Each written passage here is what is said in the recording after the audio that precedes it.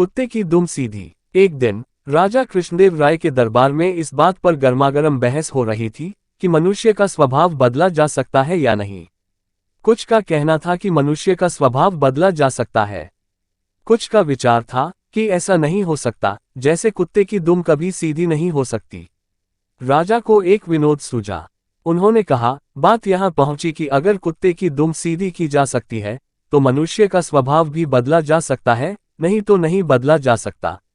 राजा ने फिर विनोद को आगे बढ़ाने की सोची। बोले, ठीक है, आप लोग ये प्रयत्न करके देखिए।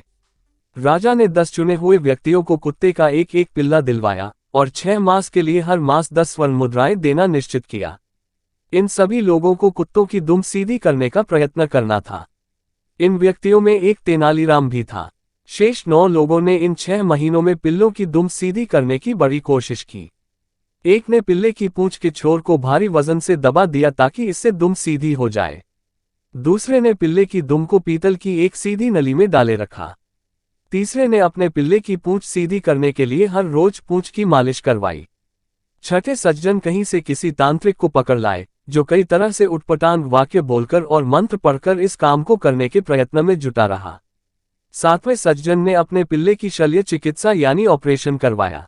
8वां व्यक्ति पिल्ले को सामने बिठाकर 6 मास तक प्रतिदिन उसे भाषण देता रहा कि पूंछ सीधी रखो भाई, सीधी रखो। 9वां व्यक्ति पिल्ले को मिठाइयां खिलाता रहा कि शायद इससे यह मान जाए और अपनी पूंछ सीधी कर ले। पर तेनालीराम पिल्ले को इतना ही खिलाता जितने से वह जीवित रहे। उसकी पूंछ भी बेजान सी लटक गई, जो देखने में सीधी ही जान पड़ती थी। 6 मास बीत जाने पर राजा ने 10 पिल्लों को दरबार में उपस्थित करने का आदेश दिया। 9 व्यक्तियों ने हटे कट्टे और स्वस्थ पिल्ले पेश किए। जब पहले पिल्ले की पूंछ से वजन हटाया गया तो वह एकदम टेढ़ी होकर ऊपर उठ गई। दूसरी की दुम जब नली में से निकाली गई वह भी उसी समय टेढ़ी हो गई। शेष 7 पिल्लों की पूंछें भी टेढ़ी ही थीं। तेनालीराम ने अपने अधमरा सा पिल्ला राजा के सामने कर दिया। उसके सारे अंग ढलक रहे थे। तेनालीराम बोला, महाराज, मैंने कुत्ते की दुम सीधी कर दी है। दुष्ट कहीं के। राजा ने कहा, बेचारे निरीह पशु पर तुम्हें दया भी नहीं आई। तुमने तो इसे भूखा ही मार डाला। इसमें तो पूंछ हिलाने जितनी शक्ति भी नहीं है। महाराज, अगर आपने कहा होता कि इसे अच्छी तरह खिलाया पिलाया जाए तो मैं कोई कसर नहीं छोड़ता। पर आपका आदेश तो इसकी पूंछ को स्वभाव के विरुद्ध सीधा करने का था, जो इसे भूखा रखने से ही पूरा हो सकता था। बिल्कुल ऐसे ही मनुष्य का स्वभाव भी असल में बदलता नहीं है।